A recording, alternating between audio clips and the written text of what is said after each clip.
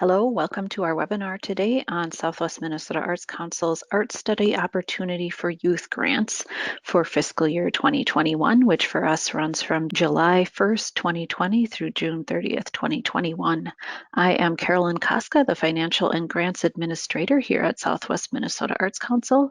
And first, I'll just run down what we're going to talk about tonight. We'll start out with a quick overview of our organization. We'll go through the guidelines for this grant program. We'll go over to our website and take a look at what resources are available for you there. Then we'll go into our grant system and walk through the application, and we'll finish up talking about the grant process. In other words, what happens after you submit an application. I will be keeping an eye on the chat as we're going through this evening, and hopefully I'll catch any questions you may enter there. Otherwise, we're also going to stop a couple of times during the presentation, and finally, I'm available to talk at the end as well. So the Southwest Minnesota Arts Council, or SMOC, is a nonprofit organization committed to promoting and encouraging the development of the arts in the 18 counties of Southwest Minnesota by serving as a source of funds and technical services which enable local organizations, educational institutions, and individuals to sponsor, create, and promote the arts in their communities. This is our region down in the southwest corner of the state. We are one of 11 regional arts councils that cover the whole state of Minnesota. Our funding comes primarily from the state of Minnesota, some through a general allocation, and the most of it from the Arts and Cultural Heritage or Legacy Fund. We also receive funding from the McKnight Foundation that we use for our grants for individual artists, and also from members throughout our region. Some things that we are committed to: supporting artists and arts organizations in creating, producing, and presenting high-quality arts activities, overcoming barriers to accessing high-quality arts activities, instilling the arts into the community and public life, supporting high-quality, age-appropriate arts education for all ages to develop knowledge, skills, and understanding of the arts, and supporting events and activities that represent the diverse ethnic and cultural arts traditions of the region. So these are some things to keep in mind as you're thinking about what kind of project you might like to do, as everything kind of needs to relate back to these commitments that we have. So our grants for Art Study Opportunity for Youth are open to students who will be entering grades 5 through 12 in the coming fall of 2021.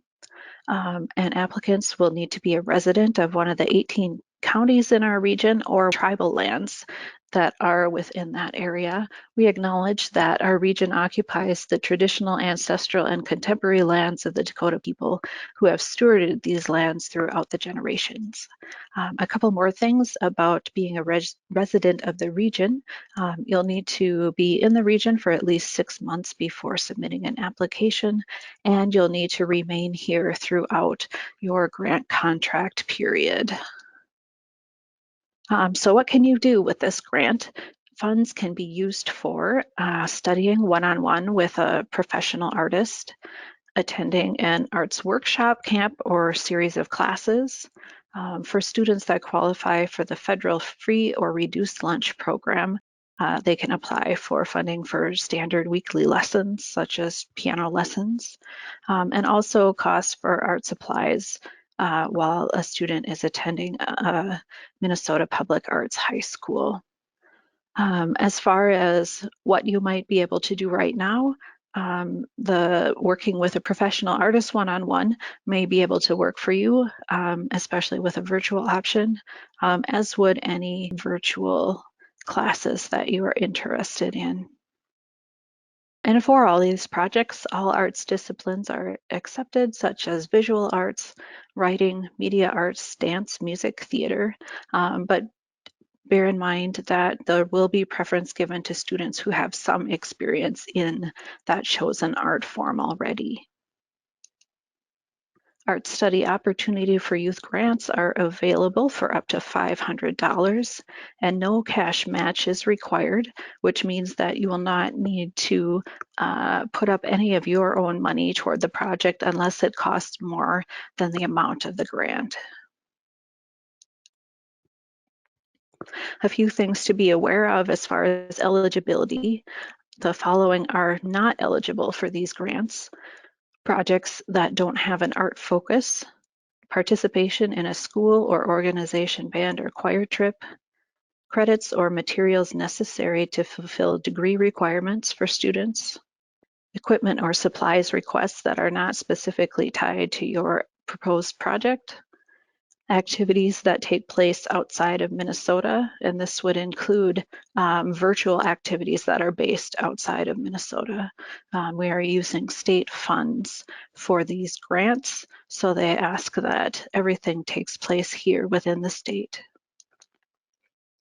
Also ineligible is religious socialization of the participants or audience, attempts to influence any state or federal legislation, payments of debts incurred before the grant begins, and applicants with a past grant project still in progress or an overdue final report. So this is a quick overview of some of those eligibility things to be aware of, but make sure that you check both the guidelines for this specific program and our general grant guidelines, and we'll take a look at where you can find those in a little bit. You'll need to choose a start date and an end date for your project. And your start date is really as soon as anything towards your project gets going. So this would include things like ordering supplies, actually registering for a class you're participating in, paying any fees or down payments on activities, or auditions and rehearsals. So keeping that in mind, your start date then should not be the date of your first activity or event. So your start date should not be when your class actually is starting that you're going to be participating in, because you'll need time to do a few things before it actually starts. Because you cannot spend any funds before your project start date. If there's something that you would absolutely need to pay for before that start date, if you had to pay a very early registration fee or something that is before your start date, then you would not be able to include that amount in your grant budget. We also mentioned that no advertising can take place before the start date, and this would really just be if you are planning on sharing your work in some way. If you are planning your own show or recital, then we ask no advertising before the start date. If you're attending an existing class, that does not apply to the advertising for that class. Then you'll need to choose an end date for your project, and all projects that are awarded this year need to be finished up by June 30th, 2022. So by the time you're able to get your project started, you'll actually have a little over a year to do this. So that's another thing to keep in mind as you're trying to figure out what you might be able to apply for and do during this time. So you don't have to worry about only trying to fit something in during the summer. You'll have over a year in which to do your project. So the deadline for this grant program is coming up on March 31st for projects that start May 1st or later. And a reminder that all applications need to be submitted by 4:30 p.m. on the deadline date. Our system will not allow you to submit after that time. I'll stop now and see if there are any questions.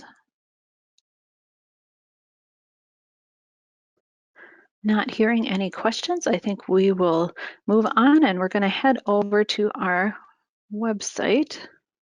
So here's our website, and I'm just going to point out a couple places where you can access our grant system. One is right on the home page. If you go down below these slides here, there's a black grants box that's got this login button there. That'll take you to the grant system to log in. Otherwise, it's available on the page for this grant program, which we're going to head to right now.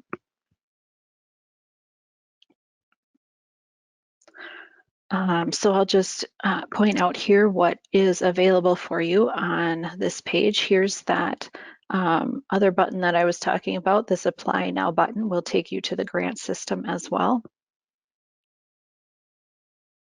So here we've got our important dates. Again, the deadline, and then what is kind of happening in between before you find out whether you've received a grant or not, and then that earliest project start date again.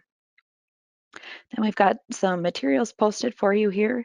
These are the guidelines for this grant program and also our general grant guidelines that apply to all of our grant programs. So as I said, make sure to check those so you're not missing anything important.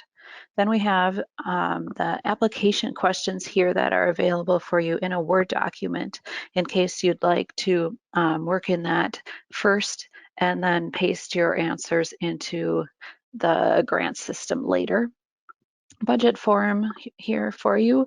The scoring criteria, this is what the review panel will be looking at to score your application, so you get an idea of what they're looking for. Here we have the final report questions, also in a Word document, so you can get an idea of the kinds of things you'll need to answer finishing up your project. And then we've just got a couple tutorials here. This video tutorial is just a quick introduction to getting started in the grant system. And then this PDF goes into a little bit more detail. So we're going to go ahead and head on over to the grant system by clicking this Apply Now button. You'll get to this login page. If you have an account in the system already, you can go ahead and log in. If you don't have an account yet, you can click Create New Account here. If you're not sure whether you have an account or not, please contact us and we can get that straightened out for you. So I'm going to go ahead and log in here.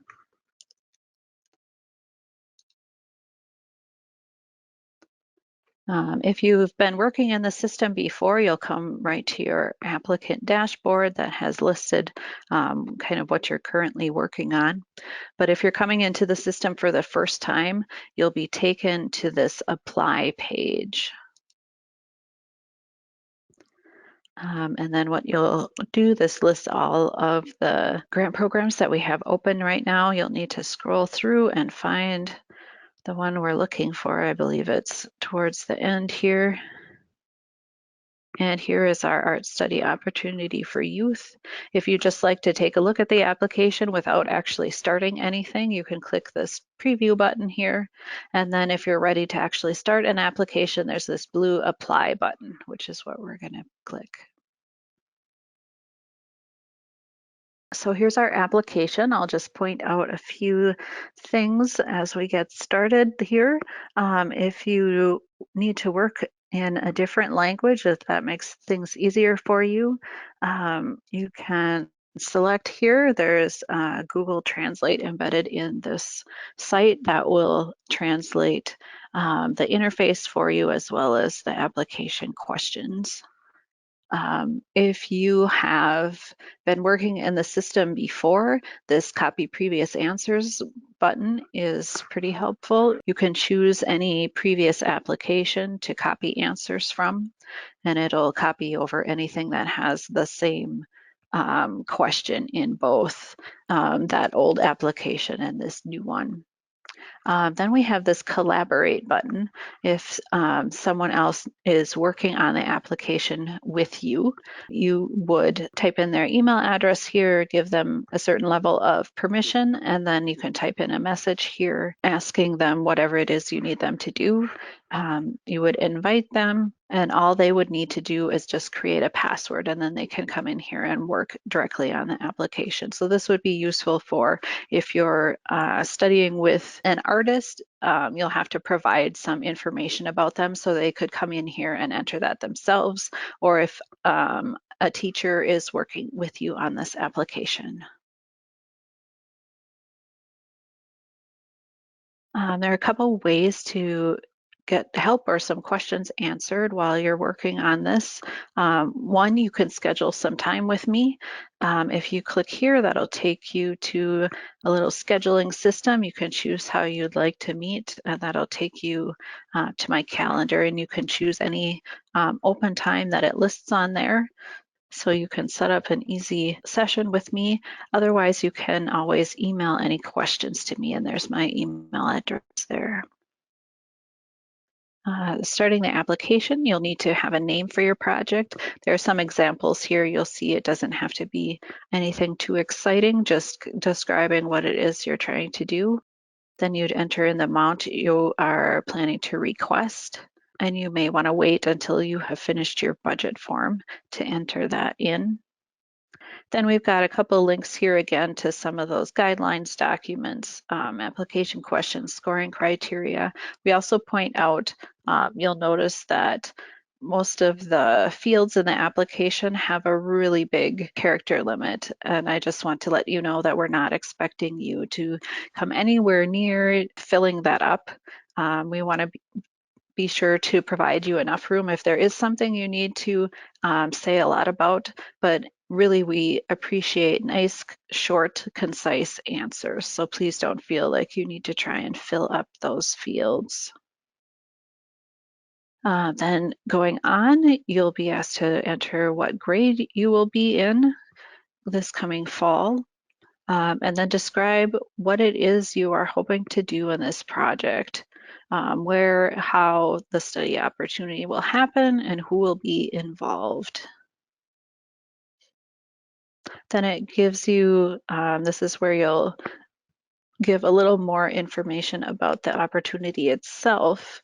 And it has some different options for you depending on the type of experience that you are going to do. If you are working with an artist mentor, it asks you to provide their resume, and you can also include a link to their website, and you can talk a little bit about their background and qualifications. If you are doing some workshops or classes that are just with one teacher, you can provide some information about that teacher and upload their resume if you have that. Again, there's that website field that you can use, or if you are taking part in some sort of class or camp that has multiple teachers, you can just describe that in some detail and link to brochure or their website. You don't need to provide any resumes if that's the case. So here are a couple of fields where you can upload those things, and also provide some websites. We're still not to the point where you are providing anything about your own artwork. We will get there. This says if you are doing a mentorship, they'd also like you to provide some samples of that artist's work. And like I mentioned before, this is something where you could have them come into the application and enter that information themselves for you. They are able to either provide some links or upload some images or whatever it is that is a sample of their work. We also would like a letter from them just saying that they are agreeing to doing this mentorship project with you. And so again, those last two things are just if you're doing a one-on-one mentorship, not if you are attending some other classes. Here's where you will enter in your start date and end date, which as a reminder are not the dates of your actual activity. Then we have your budget. What you'll do here is open this budget form. This is a PDF. If you have any trouble getting it to calculate, make sure that you are opening it in Adobe Acrobat Reader. If you don't have that, here's a link to get that free program. But here's the budget form. You can type in here what your project is. If you've got some registration and travel costs, you can start typing in your amounts here that you have, and you'll see it's totaling for you down here. So here it's got your whole cost. And then it gives you a reminder here that the request cannot exceed this total cost of the project. So even though you can request up to $500, if the actual costs are only, say, $450, you can only request $450. So you would enter your request amount here. If your costs of this opportunity are actually more than what you can request, so we'll change that number here. So then you've got $50 that still need to be covered in this case. So then down here under other funding sources, you would explain where that additional money is coming from to pay for the project. So once you have this filled out, you can save this to your computer and then upload it here. And if there's other things that you want to talk about related to your budget, we've got some space for you to do that if there's some more details that you wanted to provide for us. Then we're going into this section, which is about how this project will contribute to your artistic growth. So it asks you to think about, as an artist, what are your strongest and weakest areas? And then think a little bit about some goals that you may have. What are you hoping to learn from this experience that you are not already learning now? How might this experience address some of those strengths and weaknesses that you talked about above, and help you kind of grow as an artist? And then are there any specific changes you're hoping for yourself as an artist? Is there something you're hoping will change in your skills, in your knowledge, your attitude? And just a reminder to focus on changes that are going to be for you yourself, not changes that might happen for other participants in a workshop or audience members or your community. So this should all be focused on you. Then we just ask you to think about, is there a way that you can measure or prove that those changes you're hoping for have taken place? And we've got some examples here of possible changes you might be looking at and possible ways of measuring. So if you are working in visual art, this person says they're working in watercolor. So the changes they're looking for to improve their watercolor skills, they want to complete at least 3 paintings to show at their local student art exhibit, and to learn how to prepare an art portfolio for applying to colleges or other art shows. And their way of measuring whether they've done that, they decided after they've done those 3 watercolors, they'll have their mentor critique them to see if they can tell if the skills have improved. They'll get some feedback from people who come to the exhibit, and they'll have a plan for putting together their portfolio. And so we've got an example here for music and for dance, and you can take a look at those. Those should give you some ideas for how to answer these questions. Next, we're asking you to tell us a little bit more about your experience in this art form. So it says to describe your past activities, which show your interest and experiences in this art form, and how long have you been participating in that. Here's where you'll provide some samples of your own work, whether those are images, audio, video, and there are some directions here for how much we're looking for you to provide. If you're needing to combine a bunch of images together or make them smaller so they fit, we've got some links here that show you how to do that. So here you've got 3 fields where you can upload images or other files. So if you are submitting, for instance, up to 10 images, you may need to combine multiple images into one file, and that's where these links will come in handy. Then we've got some website fields for you here that you can link to if you have a performance of yours that you have posted on YouTube or something like that. So up here you describe what it is that these different links are going to show. Then we ask you to think about some of the most challenging things you've done with your art in the past, and explain why you decided to take those on. And then to also think about, this is going to be an intensive learning experience for you. Are you willing to commit that amount of time to this experience? And why are you willing to do that? This next section is just some data that we need to collect. For this question about the artists that are participating in the project, it's just the artist or instructor that you plan to work with, so it may just be one. Then adult audience, if you are performing or exhibiting your work, you could guess at how many adults might see it. If you are not, you can put 0 there, that's fine.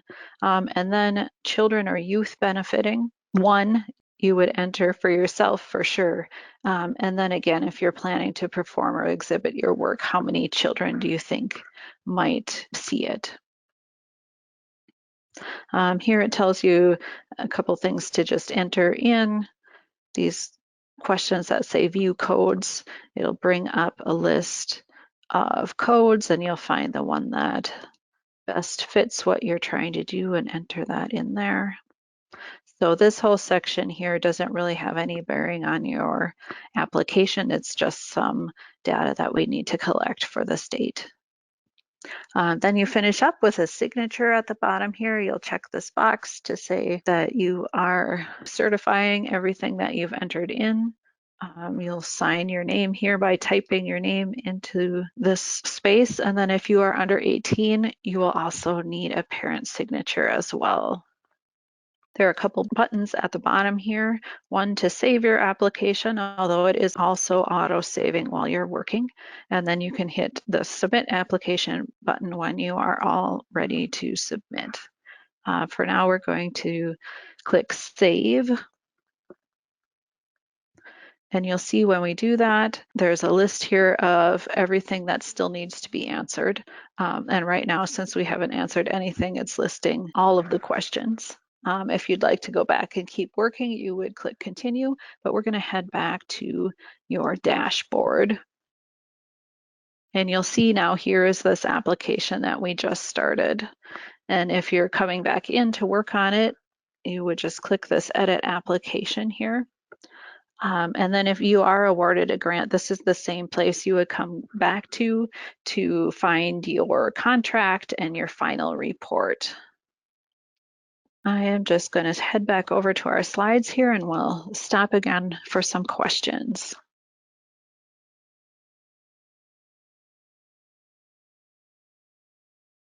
Again, I haven't seen or heard any questions come through, so we will continue on. Here are some tips for you as you're working on your application. It's good to start early just to make sure you have time to gather everything you need or get any questions answered. So if you're needing to get some information from the artist that you're going to be working with, make sure to give yourself plenty of time for that. It's also good to read those guidelines that we talked about earlier. Make sure you're not missing anything there. Then you'll have noticed as we went through the application that a lot of the questions have more than one part to them. So make sure that you are answering all of those parts in each of the questions.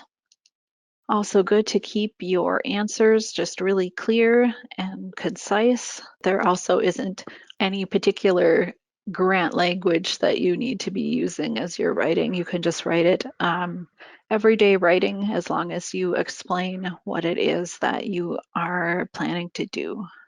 like we mentioned before. It's also good to assume that the grant reviewers don't know anything about the study opportunity that you are going to be doing, even though you may be really familiar with it and have done this camp or something for many years before. It's a good idea to explain this as if you're telling someone who knows nothing about what this opportunity is. And finally, it's always good to have somebody proofread your application.